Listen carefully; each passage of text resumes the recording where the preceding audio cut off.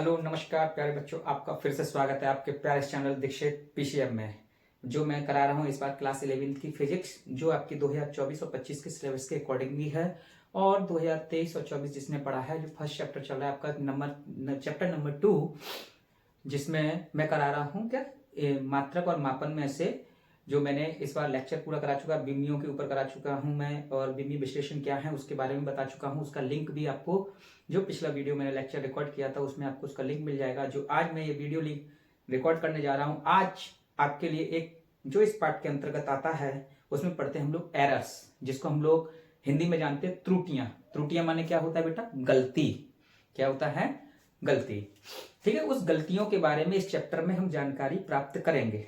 क्या करेंगे? जो गलतियां होती हैं मापन करने में, जो गलतियां हमसे मापन करने में होती हैं उसको हम लोग त्रुटियां कहते हैं। क्या कहते हैं?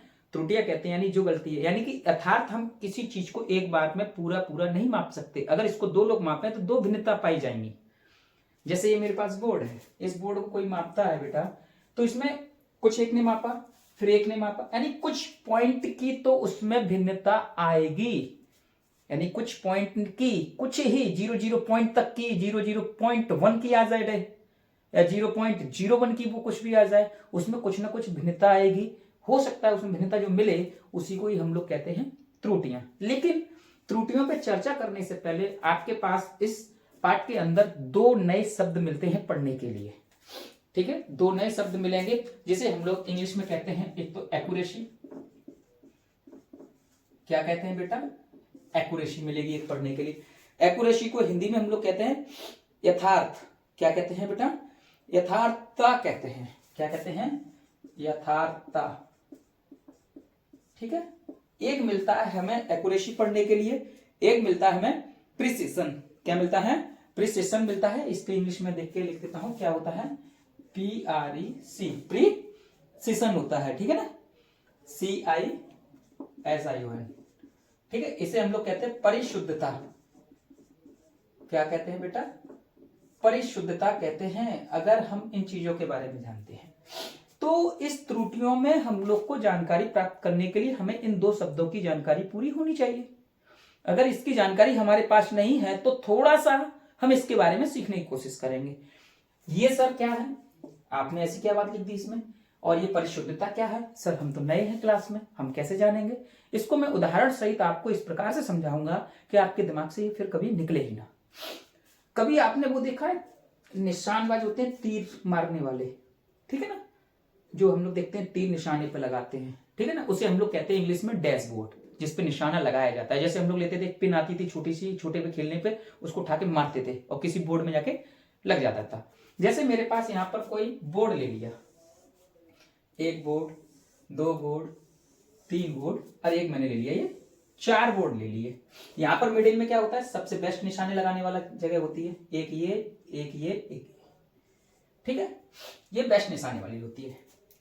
तो यहां पर जब कोई निशान लगाता है बेटा, जब किसी एक तीर चलाने वाले ने, जैसे आप ही हैं, आपने तीर चलाया या ऐसे करके फेंका कोई चीज, तो पहले जब आपने फेंका तो देखा एक निशाना यहां लगा, एक यहां लगा, एक यहां लगा, एक यहां लगा।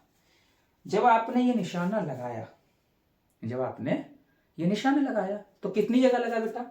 1 2 3 4, 4 बार लगाया, और चारों अलग अलग जगह लगा है। चारों क्या लगा है आपका? अलग अलग लगा हुआ है। ठीक है ना, यानी कि ये निशाना एक जगह पे नहीं लगा। ये डैशबोर्ड ए है, ये डैशबोर्ड बी है, ये डैशबोर्ड सी है, इस डैशबोर्ड को हम लोग क्या कहेंगे? डी कह देंगे। जो मेरे पास नोट्स हैं, जो अपने नोट्सों से मैं जितना आपको सिखाने का प्रयास कर रहा हूं उतना मैं सिखा के छोड़ूंगा, और एकदम बाकायदा जो होती है त्रुटियां उसके बारे में एकदम भिन्नताओं के हिसाब से पूरा पूरा सिखाऊंगा। और यूपी बोर्ड की जो चल रही है आपकी, यूपी बोर्ड हो, राजस्थान बोर्ड हो, जहां पर हिंदी भाषी क्षेत्र के लोग जितने भी पढ़ते हैं, ये सबसे शुद्ध भाषाओं में मैं आपको पढ़ाने का प्रयास कर रहा हूँ। और बहुत अच्छे अच्छे लेक्चरर भी आपके यूट्यूब में पढ़े हुए हैं, फिर भी आपको मैं ये देने का प्रयास कर रहा हूँ। और मैं चाहता हूँ कि आप लोग मेरे ज़्यादा वीडियो को लाइक और शेयर करें, और जैसे सभी को उन्नत किया है ऐसे हमें भी करें।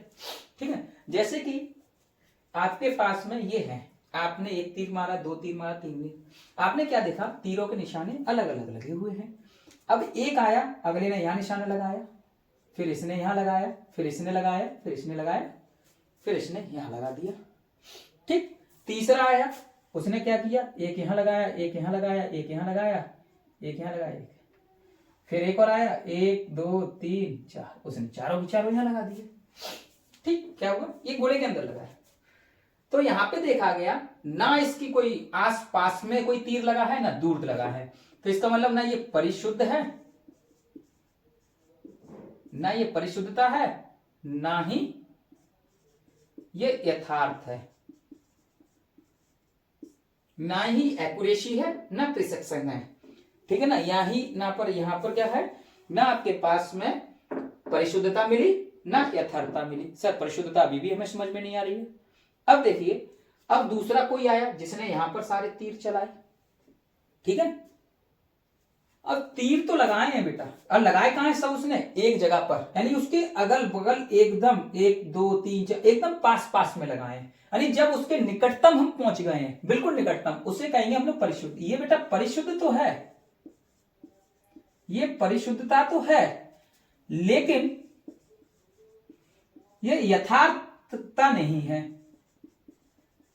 यथार्थता नहीं है। ठीक है, ठीक है, इसी प्रकार से आपने यहां लगाया, इसमें भी आपको क्या मिली, परिशुद्धता मिली बेटा, लेकिन यथार्थता नहीं मिली।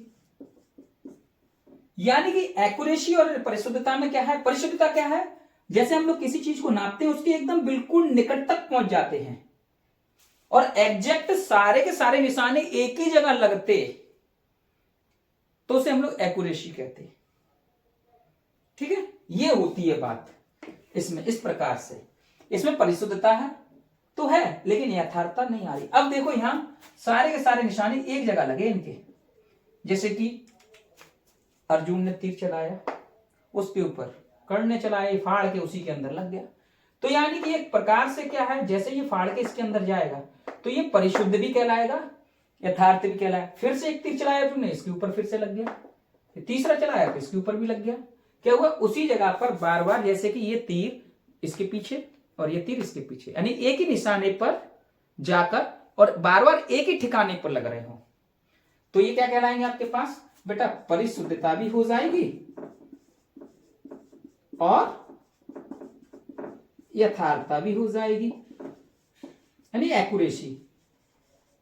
एक्यूरेसी मान के चलो, जब हम लोग कोई किसी चीज कंपटीशन की, ऐसे मैं बताता हूं, जब हम लोग कंपटीशन की कोई तैयारी करते हैं, जैसे हम लोग नीट की कर रहे हैं, नीट में क्या है, हम सवाल बना रहे हैं, हम देख रहे हैं कितने हमारे सही बन रहे हैं, यानी हमने आंसर निकाला तो निकट तक पहुंच गया, कोई आंसर निकट तक पहुंचा।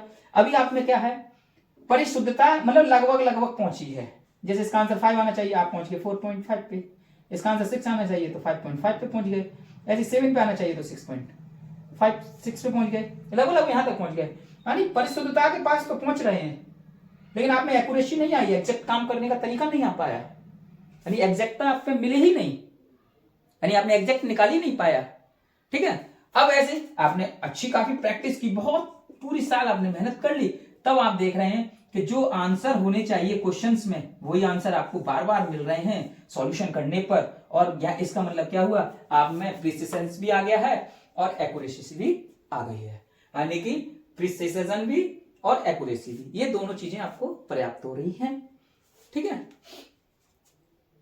अगर इस तरीका से समझ में नहीं आया तो जैसे कि मैं बताता हूं, हमारे पास क्या है, 2 साइंटिस्ट हैं, अगर मेरे पास क्या है, 2 साइंटिस्ट यानी कि वैज्ञानिक हैं,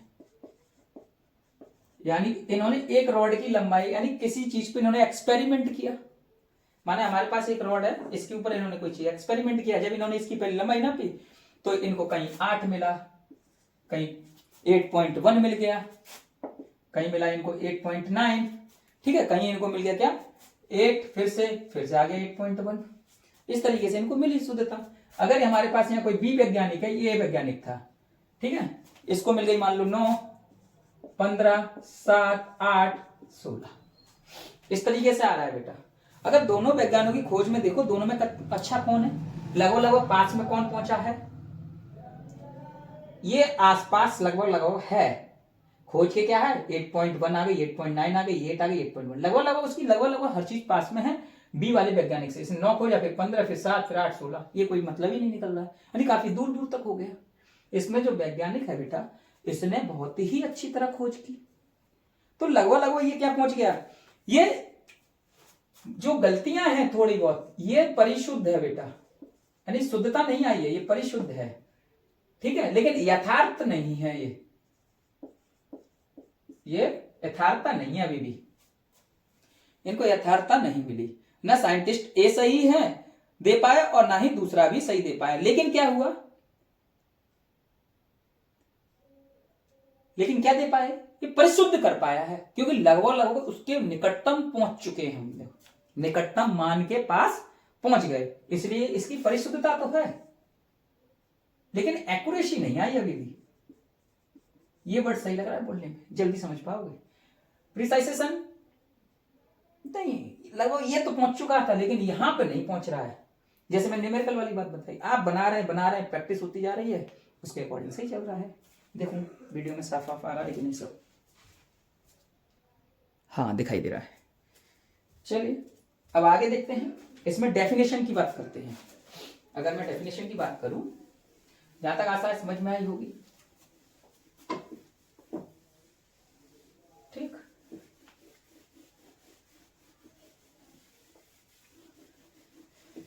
हे राम जी और लगाते सभी को,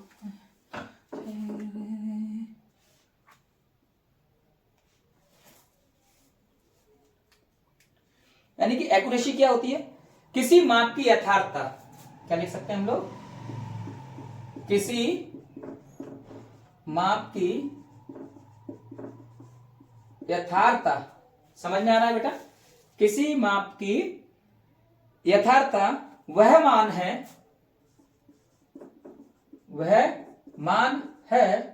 जो हमें यह बताती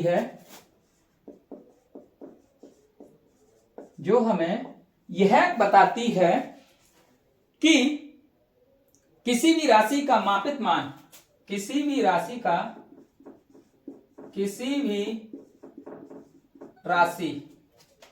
ठीक है ना, किसी भी राशि, क्या बोलेंगे बेटा, किसी भी राशि का मापित मान, किसी भी राशि का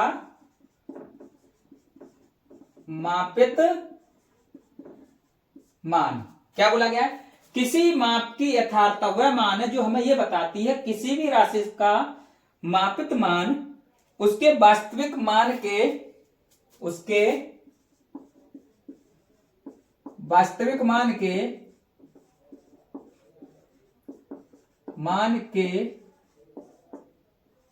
कितने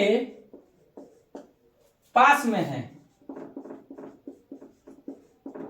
यानी कितने पास हम पहुंच चुके हैं, ये तो उसकी एक्यूरेसी हो गई। क्या हो गई,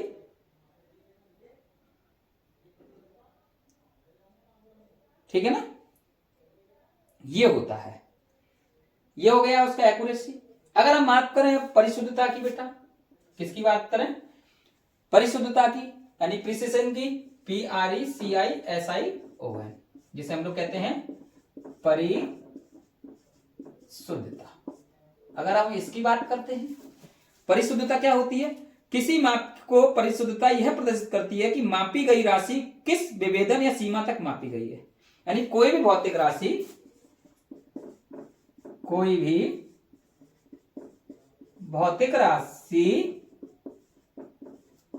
क्या बोल रहा है, यानी परिशुद्धता में कोई भी भौतिक राशि किस सीमा तक मापी गई है, किस सीमा तक मापी गई है, यानी उसकी लिमिटेशन कितनी है, यानी उसको हम लोग कहां तक नाप सकते हैं। ये तो उसकी हो गई एक्यूरेसी, ये क्या हो गई बेटा, उसकी एक्यूरेसी हो गई। यानी कि किसी माप की यथार्थ वह मान है जो हमें यह बताती है किसी भी राशि की मापित मान उसके वास्तविक मान में कितने पास में हम आ चुके हैं।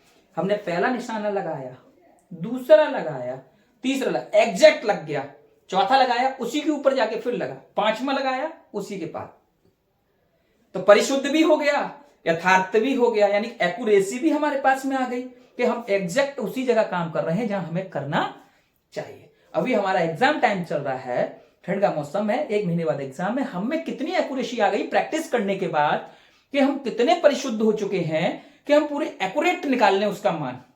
यानी जो हमारे 100 क्वेश्चन आए हैं, अगर उस 100 को हम 100 में बदल देते हैं करने में, तो वो कहलाती है हमारी एक्यूरेसी, यानी परिशुद्धता कहलाएगी। और कितने जिस समय के अंदर बोला गया है, जिस समय के अंदर बोला है उतने समय में हम कर देते हैं, उसे कहा जाता है एक्यूरेसी। उसे कहा जाता है एक्यूरेसी, यानी आपने कितने करेक्ट किए, एक भी रॉन्ग ना किया हो। एक भी नीट में हमें जितने क्वेश्चन मिले, हमने जो क्वेश्चन किए सारे के सारे सॉल्व किए, टाइम के अंदर किए, सबका मान वही आया जो आना चाहिए, वो वही एक्यूरेसी। टाइम के अंदर शुद्धता क्या हो गई, हमने जो चीजें मापनी थी उसी के अंदर हमने मापी है। ये होती है परिशुद्धता और एक्यूरेसी। इतनी सी बात समझ में आई। देख सकते हैं परिभाषा ये लिखी हुई है सिंपल सी, ठीक है ना। ये तो हो गई बात, यानी एरर से पहले, हमें सीखने से पहले ये दोनों चीज हमें आनी चाहिए, एक्यूरेसी और परिशुद्धता। अब इसमें हम जो बात करेंगे बेटा, अब टॉपिक बनता है आपके पास एरर, जैसे हम लोग कहते हैं त्रुटियां।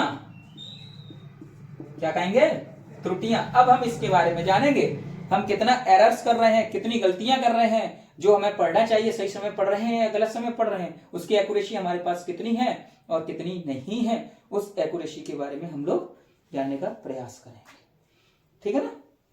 एरर, जैसे कि माना हमने कोई एक एक्सपेरिमेंट किया, माना कोई एक प्रेक्षण किया, हिंदी मीडियम में है तो हिंदी मीडियम के अकॉर्डिंग लिख दूं, प्रेक्षण किया है, जिसका मान हमें कुछ प्राप्त हुआ, हमें कुछ प्राप्त हुआ है। आगे में समझ में, जैसे कि हमें किसी का मान कुछ और प्राप्त हो जाए, जैसे कि हमें प्राप्त हुआ A1, A2, A3, A4 and dot dot dot and so on, हमें कहां तक जाएंगे, AN तक। AN तक प्रेक्षण प्राप्त हुआ है। कहां तक प्राप्त हुआ है, यहां तक तो प्राप्त हुआ है, ठीक है। तो इसका वास्तविक मान क्या है, यानी कि इसका वास्तविक मान क्या होगा बेटा, वास्तविक मान। सर क्वेश्चन बनता है वास्तविक मान आप किसका पूछ रहे हैं, अरे हम बेटा हम जिसका प्रेक्षण कर रहे हैं, हम जिस चीज का प्रेक्षण कर रहे हैं उसकी जो हमें वैल्यू मिल रही है बेटा, A1, A2, A3, A4 कहां तक मिली हमें, AN तक। अब हमने कोई चीज मापी, मान लो जैसे ये रॉड को मैंने मापा A से लेके, हम इसको बार बार माप रहे हैं, तो कभी कुछ कभी कुछ कभी कुछ, कहां तक मिला हमें, हमने AN तक माप लिया। कहां तक माप लिया हमने, AN तक। तो इसका वास्तविक मान क्या हो सकता है, ठीक है ना। तो वास्तविक मान निकालने के लिए बेटा सबसे पहले हमें आना चाहिए, वास्तविक मान को कहेंगे हम लोग माध्य। क्या कहेंगे हम लोग, माध्य कहेंगे, ठीक है। जो वास्तविक मान होगा हम उसे निकालने के लिए पहले माध्य निकालेंगे। क्या निकालेंगे हम लोग, माध्य निकालेंगे। अब त्रुटियों के अंदर चल रहे हैं, अब त्रुटियों के अंदर हम लोग घुस चुके हैं, ठीक है ना। यानी कि सबसे पहले हमें आना चाहिए त्रुटियों में, त्रुटियों की अभिव्यक्ति क्या होती है, त्रुटियां कितने प्रकार की होंगी, उसी के अंदर हमें ये सारी चीजें जानने के लिए, अब इसके बारे में बात करता हूं, इसी के बारे में जो चर्चा कर रहे हैं। देखिए जो हम लोग त्रुटियां पढ़ रहे हैं, ठीक है, ये त्रुटियों का पहला लेक्चर है। जैसे पहले तो हमें वास्तविक मान आना चाहिए, वास्तविक मान क्या है, ठीक है। वास्तविक मान के अंदर हमें हर चीज मिलेंगी। तो जो वास्तविक मान की मैं बात कर रहा हूं, ठीक है ना, जो हमने क्या निकाला था प्रेक्षण के बाद, प्रेक्षण के बाद हमें वास्तविक मान निकाला था। वास्तविक मान क्या निकाला मैंने बेटा, A1, A2, A3, A4 and so on, कहां तक गया मैं, AN तक हमें मिला, ठीक है। ये होता है, यानी कि इसी को हम लोग बोला है, अगर मुझे कहीं माध्य निकालना हो, इसका क्या निकालना हो, इसका माध्य, तो माध्य को हम लोग कैसे लिखेंगे इसमें बेटा, AM। तो AM बराबर हो जाएगा A1, A2, A3 and plus so on, AN तक जाएंगे, और टोटल नंबर कितने हैं मेरे पास, AN। n number of turns है, तो इसका ये क्या निकलेगा, माध्य निकलेगा। क्या निकलेगा, माध्य निकलेगा। ठीक है ना, इसे कहेंगे हम लोग माध्य। क्या कहेंगे, हमें त्रुटियां निकालने के लिए सबसे पहले माध्य निकालना आना चाहिए, जिसे हम लोग वास्तविक मान भी कहते हैं। क्या कहते हैं बेटा, यानी इसे क्या कहेंगे, माध्य या वास्तविक मान। ये आपके बुक में है, ठीक है। माध्य बोलेंगे या वास्तविक मान। वास्तविक मान को am या माध्य भी बोल सकते हैं। am बराबर a1 plus a2 plus a3 plus a4 and dot dot dot dot dot या सो ऑन an से नंबर ऑफ टर्म्स कितने हैं, इसे बोलेंगे बेटा माध्य। ये माध्य निकालने का फॉर्मूला है। या वास्तविक मान, इसे क्या बोलेंगे, वास्तविक मान बोलेंगे, या इसे बोलेंगे माध्य। आगे बात समझ में, ये चीज हमें निकालने आती है, तो आगे त्रुटियों में पार्ट हमें पढ़ने के लिए मिलेंगे। अब उसके बारे में जानते हैं, कोशिश करते हैं क्या है। इसके बाद हमें मिलता है पढ़ने के लिए कोई त्रुटियां। ठीक है, पहली त्रुटियां जो मिलती हैं, त्रुटियां में क्या मिलेगा हमें, त्रुटियों के अभिव्यक्ति। मैं यहां हेडिंग लिखता हूं, ठीक है ना। देखो त्रुटियां लिख रहा हूं मैं, त्रुटियों की अभिव्यक्ति। ठीक है ना, अभिव्यक्ति मतलब एक्सप्रेशन, यानी कि expression of errors, expression of errors.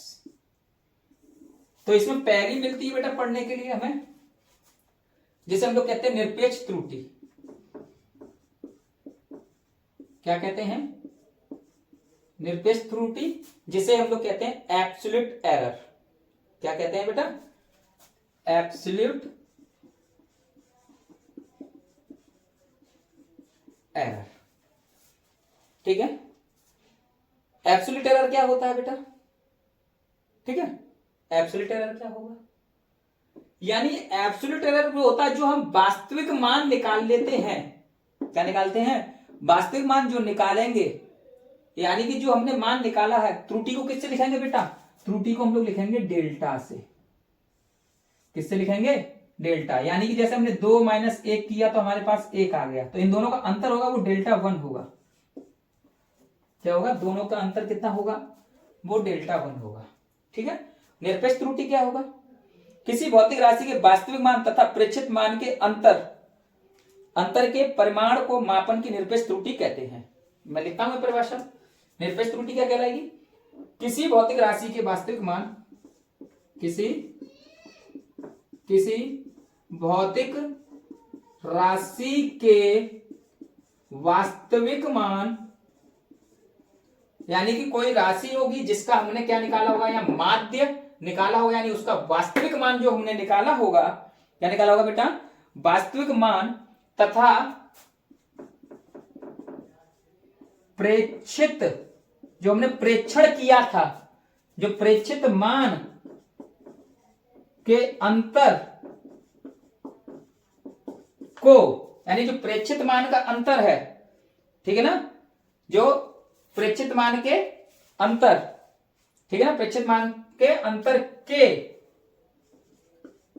परिणाम, प्रेक्षित मान के परिमाण को मापन की निरपेक्ष त्रुटि कहते हैं। मापन की निरपेक्ष त्रुटि कहते हैं। समझने का प्रयास करना, जो हम यहां मान निकाल रहे हैं और जो हमने प्रेक्षण किया था, जैसे A1 A2 A3 AN, ये हमने जो प्रेक्षण करके निकाला है। प्रेक्षण करने के बाद हमारे पास, जैसे बेटा समझो यहाँ एक रॉड है, जब मैंने यहां तक माना तो इसका माप A1, फिर मैंने नापा A2, फिर मैंने नापा A3, फिर मैंने नापा बेटा A4, यहां तक नापते नापते मैं कहां तक आ गया, AN। ये तो मैंने प्रेक्षण किया है, ये जो मैंने क्या किया, प्रेक्षण किया। फिर मैंने क्या निकाला, इसका एक्चुअल में जो वास्तविक मान होगा, तो वास्तविक मान को मैंने लिखा AM, इसी को मैंने क्या लिखा बेटा, माध्य लिखा। क्या लिखा मैंने, माध्य लिखा। अब ये वाला जो प्रेक्षण है और जो माध्य है, इन दोनों के अंतर को, इन दोनों के अंतर को, यानी माध्य और प्रेक्षण के अंतर को ही हम लोग क्या कहते हैं, निरपेक्ष त्रुटि कहते हैं। आगे बात समझ में। जैसे मैं लिखूं त्रुटि, मैंने क्या बताया, डेल्टा से लिखेंगे। अगर बेटा समझो ये मैंने लिखा, ये बात समझ में आई, और ये माध्य, ठीक है। अब इन दोनों का जो अंतर लिखा जाएगा, जैसे मैं AM से -A1 करूंगा तो इसको लिखूंगा मैं डेल्टा A1। कितना लिखूंगा बेटा, डेल्टा A1, यही इन दोनों का अंतर निकलेगा, ठीक है। और इसको किसके अंदर लिखेंगे, मॉड के अंदर लिखेंगे। तो हम लोग लिखेंगे जैसे कि डेल्टा A1 मॉड में लिखेंगे तो AM -A1, यानी इन दोनों के अंतर का जो मान निकल के आया डेल्टा A1 वो निरपेक्ष त्रुटि है। वो क्या है, निरपेक्ष त्रुटि है।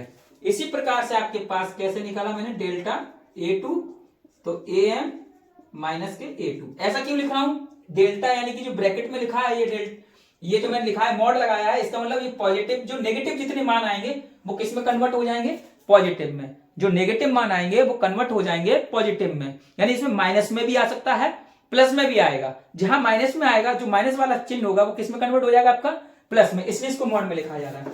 ऐसे ही मैंने सो ऑन करके कहां तक लिखा बेटा, डेल्टा AN तक लिखा। कहां तक लिखा मैंने, डेल्टा AN तक लिखा, तो मैं यहां लिखूंगा AM -AN। ये तो होती है बेटा निरपेक्ष त्रुटि। क्या मिल गई हमें, निरपेक्ष त्रुटि। अब इसके बाद क्या मिलेगा बेटा, इसके बाद एक और मिलता है पढ़ने के लिए। समझते हैं ना, बहुत बढ़िया टॉपिक चल रहा है अभी आपका।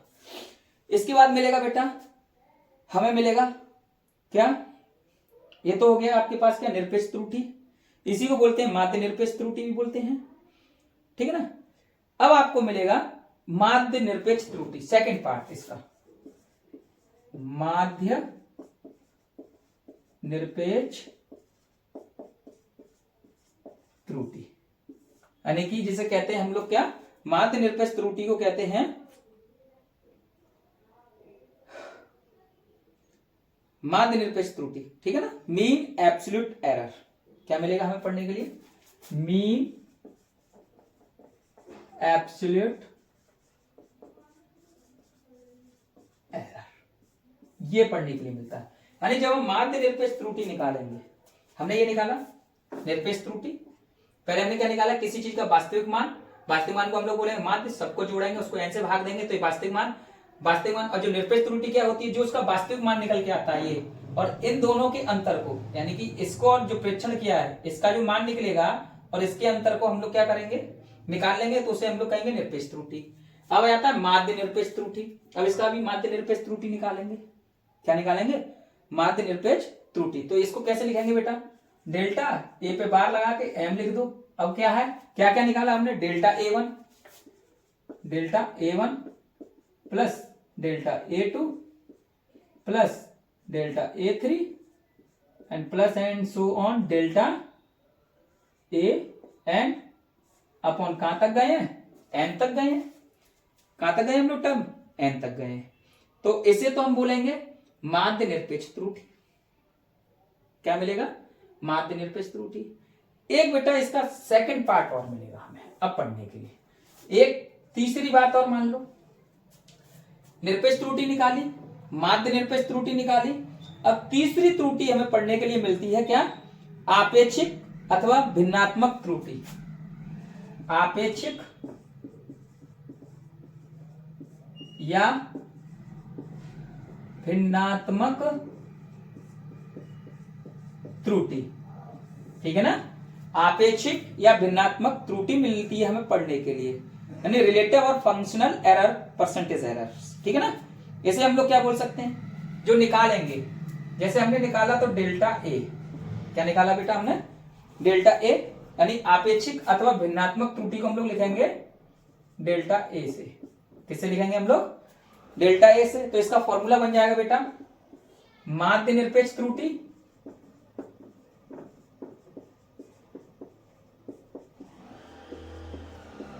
माध्य निरपेक्ष त्रुटि बट्टे माध्य मान,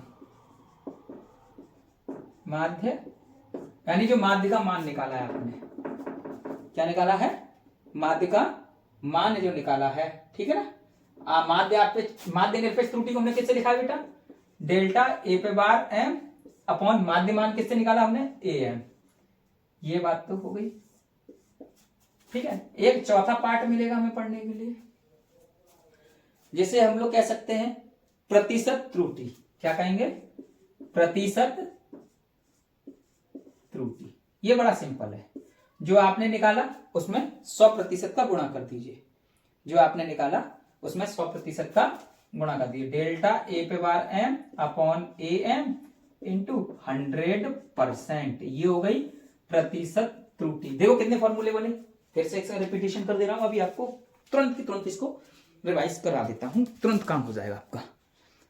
हाँ, सब नजर आ रहा है, ठीक है। ये एरर का पहला पार्ट है बेटा, इसके बाद न्यूमेरिकल लेकर आऊंगा इसके, ठीक है। फिर समायोजन आएगा इसका, यानी जोड़ घटाव वाली चीजें आती हैं। एक अभी इसका सवाल भी कराऊंगा आपके पास में, तब ये पूरा क्लियर होगा। यानी जो हम लोग निकाल रहे हैं, पहले क्या निकालें, जो हमने प्रेक्षण किया है उसको लिखेंगे हम लोग, उसका वास्तविक मान निकालेंगे। जैसे हमने प्रेक्षण किया किसी चीज का, A1 A2 A3 A4 ये निकाला, तो उसका माध्य निकालने के लिए सूत्र निकालेंगे। उसके बाद निकालेंगे त्रुटि की अभिव्यक्ति आ जाती है इसमें, फर्स्ट सेकंड थर्ड, क्वेश्चन एक ही में देगा सारी चीज चार्ट पढ़ने के लिए। पहले निकाले निरपेक्ष त्रुटि। निरपेक्ष त्रुटि क्या होगा, इसका जो मान निकला है इसको माइनस कर देंगे, उसको डेल्टा के अंदर लिखेंगे। फिर माध्य निरपेक्ष त्रुटि, जो ये मान निकल के आया है निरपेक्ष त्रुटि का, ठीक है ना, उसको क्या करेंगे, सबका योग करेंगे और n से भाग दे देंगे, जितना होगा वो माध्य निरपेक्ष त्रुटि निकल के आएगा। फिर क्या करेंगे, हम निकालेंगे आपेक्षिक या भिन्नात्मक त्रुटि। तो भिन्नात्मक त्रुटि को हम लोग लिखेंगे डेल्टा ए से। किससे लिखेंगे, डेल्टा ए। जो माध्य निरपेक्ष त्रुटि होगा, जो यहां से हमने माध्य निकाला होगा, उसका भाग दे देंगे। फिर उसका प्रतिशत त्रुटि निकालेंगे। एक ही प्रश्न में ये सारी चीजें हमसे पूछ लेगा। इसके लिए कैलकुलेशन के लिए कैलकुलेटर चाहिए बेटा, कैलकुलेटर की खूब प्रैक्टिस करना घर पे, यानी कि आप खुद ही हाथ से खुद प्रैक्टिस करोगे तब ये निकल सकता है। फिर परीक्षा में तो अलाउ नहीं होगा कैलकुलेटर। कोई हम बीटेक में तो पहुंच नहीं गए, इंजीनियरिंग जो कर रहे हैं कि कैलकुलेटर दे देगा, ठीक है ना। तो आपको ये सारी चीजें उसमें आनी चाहिए। तो आप कैलकुलेशन, अब देखिए इस पे एक न्यूमेरिकल कराता हूं तब आपको ये क्लियर हो जाएगा, ठीक है ना। क्या हो जाएगा, क्लियर होगा। आशा करता हूं आपको यहां तक समझ में आया होगा। समझ में आए तो प्लीज इसको लाइक और शेयर जरूर करें, ठीक है ना। बड़ी मेहनत लगती है यहां तक आपको पहुंचाने का। चलिए कोई बात नहीं, देखते हैं फिर से अब आगे क्या है। एक प्रश्न के द्वारा इन सारी चीजों को समझते हैं, ठीक है। फिर आपके इसके लिए मैं प्रश्न भी लेके आऊंगा, कराऊंगा भी न्यूमेरिकल। जैसे कि एक प्रश्न दिया गया, यदि एक प्रयोग में विभिन्न प्रेक्षणों में जल का अपवर्तनांक, प्रश्न बोला गया है, यदि एक प्रयोग में विभिन्न प्रेक्षणों में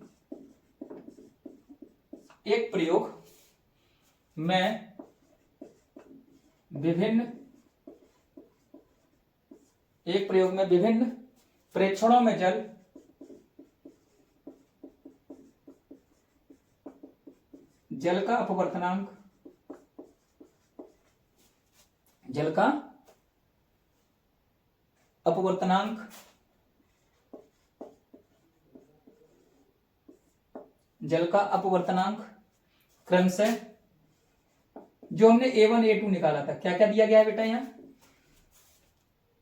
1.30, यहां लिखता हूं 1.30, सेकंड दिया गया है 1.31, थर्ड दिया गया 1.32, फोर्थ दिया गया 1.34, फिर दिया गया 1.33, फिर दिया गया 1.36। यानी जब आपने जल का अपवर्तनांक ज्ञात किया तो हमें यह ज्ञात होता है। अब आप एक ही सवाल से हर सारी चीजें समझ जाओगे। यदि एक प्रयोग में विभिन्न प्रेक्षणों में जल का अपवर्तनांक क्रमशः 1.30, 1.31, 1.32, 1.34, 1.33, 1.36 ज्ञात होता है, तब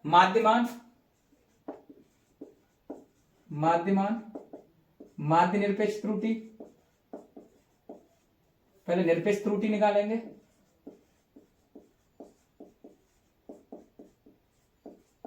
फिर ठीक है ना, माध्य निरपेक्ष त्रुटि, इसी माध्य निरपेक्ष त्रुटि लिख दे रहा हूं मैं, माध्य निरपेक्ष त्रुटि, ठीक है ना। फिर आपेक्षिक त्रुटि,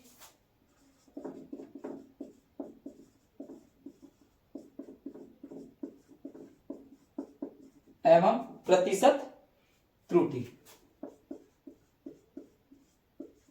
प्रतिशत। तो प्रेक्षण ये मिला है। जल के अपवर्तनांक को म्यू से भी लिख सकते हैं हम लोग। कैसे लिख सकते हैं हम लोग? जल का अपवर्तनांक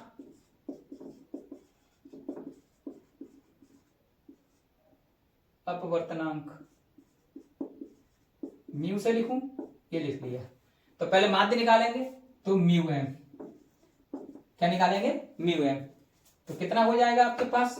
mu one, mu two, mu three, ये सारी चीजें हो जाएंगी हमारे पास। Mu one, mu two, mu three, mu four, mu five. 5 दिए गए, 1 2 3 4 5 6 प्लस म्यू 6। यहाँ कितने टर्म है? 6 हो जाएंगे। कितने हो जाएंगे बेटा? 6 हो जाएंगे। अब लिखेंगे म्यू एम, मान लिखें 1.30, 1.31, 1.32, 1.34, 1.33, 1.36, 1 2 3 4 5 6 6। ऐड करें 6 3 9 9 4 13 13 2 15 15 1 16 16 की 6 एक हासिल 4 3 7 3 10 3 13 13 3 16 3 19 की 9 एक हासिल 6 1 7 7.96 आएगा। 6 से भाग देंगे तो ये म्यू एम निकलेगा।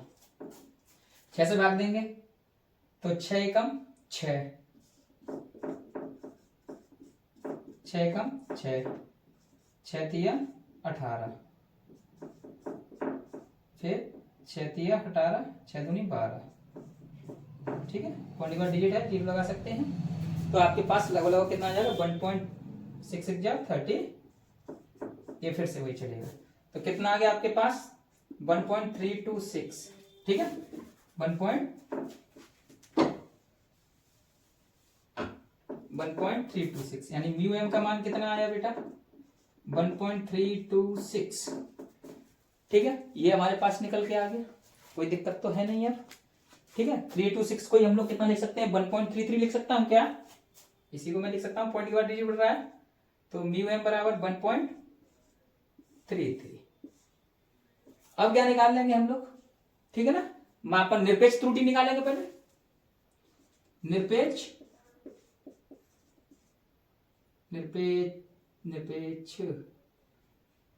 त्रुटि क्या पढ़ा था हमने? डेल्टा म्यू वन लिख लेंगे हम लोग। क्या लिखेंगे? डेल्टा म्यू वन कितना हो जाएगा? 1.33 से किसको माइनस करेंगे? म्यू वन को। 1.30 को डायरेक्ट लिख रहा हूं बेटा। डेल्टा म्यू टू को लिखेंगे हम लोग 1.33 से माइनस 1.31। देखो यहां मैं अगर वो लिखूं, क्या बोलता हूं, वैल्यू लिखूं, ए लिखूंगा म्यू वन म्यू टू, तो आपको क्या होगी? थोड़ा बड़ा हो जाएगा कैलकुलेशन। इसलिए मैं यहां लिख रहा हूं डेल्टा म्यू थ्री 1.33 माइनस 1.32। ठीक है ना। अब यहां लिखता हूं डेल्टा म्यू फोर 1.33। 4 की वैल्यू कितनी है? 1 2 3 4, 1.34। डेल्टा म्यू फाइव 1.33 माइनस 1.33, 5 पे यही है। और डेल्टा म्यू 6 तो 1.33 माइनस 1.3। अब देखते हैं इसकी वैल्यू कितनी निकल के आएगी। 3 आ जाएगी। 0.03, 0.02, 0.01 माइनस आएगा, लेकिन मॉड में है, प्लस हो जाएगा। 0.01, 0.00, 0.03 ये निकल के आएंगे आपके पास में मान। ठीक है, 0.03, 0.02, 0.01, 0.0100, फिर 0.03 ये तो निकल के आएगा निरपेक्ष त्रुटि। अब क्या निकालेंगे? इसके बाद इन्होंने क्या पूछा? आपेक्षिक त्रुटि। क्या पूछा? आपेक्षिक त्रुटि। आपेक्षिक त्रुटि को अभी मैंने बताया था, ठीक है ना। यानी कि पहले क्या निकाल लेंगे आप, माध्य निरपेक्ष त्रुटि कैसे निकालेंगे, ये तो निकल गई निरपेक्ष त्रुटि। अब माध्य निरपेक्ष त्रुटि, माध्य निरपेक्ष त्रुटि, ठीक है। कैसे लिखेंगे हम लोग, इसको मैं लिख देता हूं डेल्टा म्यू एम पे बार।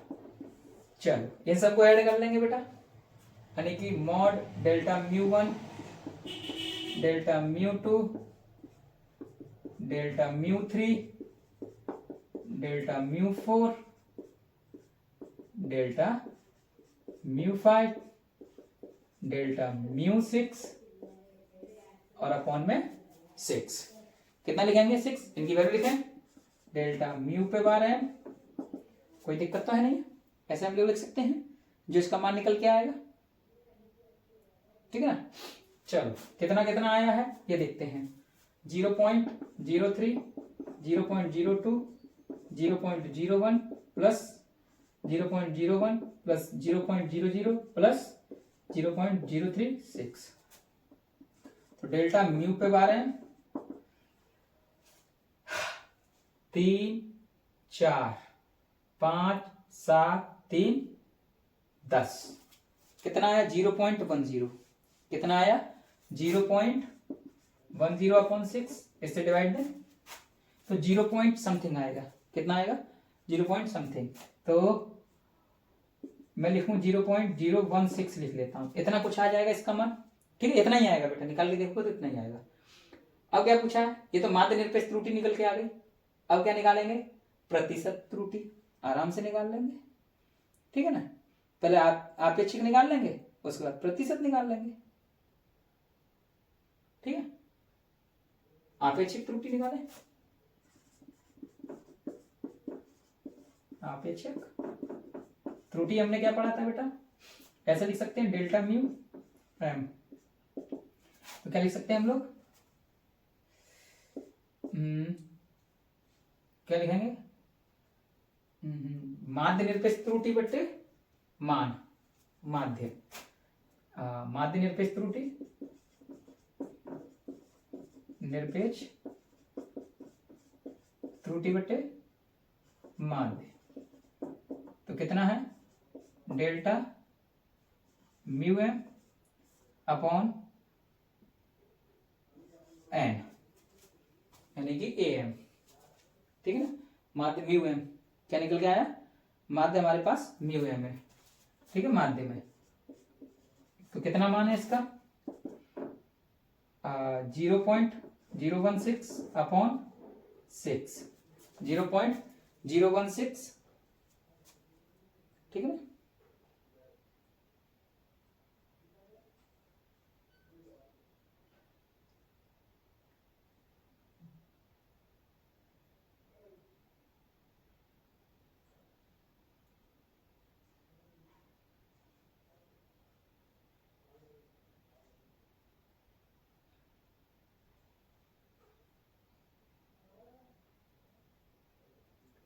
तो माध्य निरपेक्ष त्रुटि में बेटा 0.06 की जगह हम लोग लिख सकते हैं इसको 0.02, क्योंकि इसका सार्थक अंक वाली बात है, सिग्निफिकेंट फिगर आएगा मैं आपको सिखाऊंगा। तो इसमें मैं लिख सकता हूं 0.02, कितना लिख सकता हूं मैं 0.02 लिख सकता हूं, ठीक है ना। और माध्य हमारा कितना निकला था, माध्य हमने कितना निकाला 1.33, यहाँ लिखेंगे हम लोग 1.33, ये कट जाएगा तो 2 में 133 से भाग देंगे तो लगभग लगभग हमारा कितना आ जाएगा बेटा, कितना आएगा, कैलकुलेशन मोबाइल से कर लें तो कैलकुलेशन में आप भाग देंगे तो लगभग लगभग आएगा 0.01504, 0.01504 आ जाएगा, इतना आ जाएगा, ठीक है,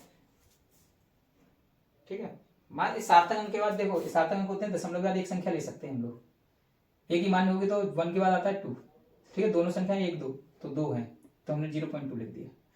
दशमलव के बाद जो अंक होंगे उसे हम ले सकते हैं, शून्य वैलिड नहीं होता है पहले, जितनी अंक होते हैं पीछे के उसे हम लोग सार्थक अंक कहते हैं। तो ये हो गया 0.0154। अब निकालेंगे क्या, प्रतिशत त्रुटि, ठीक है। इन दोनों का गुणा क्या करते हैं 100 से कर देंगे हम लोग, कितने से कर देंगे बेटा इसका हम गुणा कर देंगे 100 से, ठीक है। तो आ जाएगा कितना 0.01504 मल्टीप्लाई 100%। जब इसका मान निकालेंगे तो हमारे पास निकल के आएगा, ये काटेंगे 100 से 100 तो लगभग हमारे पास निकल जाएगा 1.50%। इतना इसका आंसर आ जाएगा। और जो भी ये निकलेगा बेटा ये प्लस माइनस में निकलेगा। अगर मॉड्स में लिख रहे हैं तो हम लोग प्लस माइनस लिख सकते हैं, कोई दिक्कत नहीं है, ठीक है। वहां तक तो सही था, लेकिन यहाँ पर प्लस माइनस आ जाएगा आपेक्षिक त्रुटि में, ठीक है ना। यहाँ से हम लोग लिख सकते हैं यहाँ से, ठीक है, प्लस माइनस। तो इस प्रकार से आपको ये मैंने एक प्रश्न कराया है, इसके हिसाब से आपको देखो इस प्रश्न में सारे के सारे सवाल मतलब एक ही फॉर्मूले में इन्होंने सब कुछ पूछा है। देखो सार्थक अंक जो अभी बात कही है मैंने, सार्थक अंक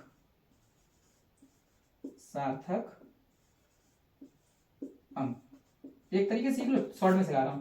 जैसे 0.13 लिखा है बेटा, तो पॉइंट से पहले यहाँ के पॉइंट के बाद कितनी संख्याएं 2 हैं। अगर मैंने ऐसे लिखा है 0.034 तो सार्थक अंक में ये 0 का कोई महत्व नहीं होता है, इसका महत्व कुछ नहीं होता। कितनी संख्या बची बाद में 2 है तो 2 ले लेंगे, ठीक है। ऐसे ही हमने 0.0567 लिखा तो मेरे पास इसके बाद इसका कोई महत्व नहीं है, ये संख्या मानी जाएंगी तो ये 3 संख्या हो जाएंगी सार्थक अंक, इन्हें कहते हैं। पीछे 0 होगा उसका महत्व है, पीछे जो 0 है उसका महत्व होगा, लेकिन आगे जो है उसका कोई महत्व नहीं होता है सार्थक अंक में।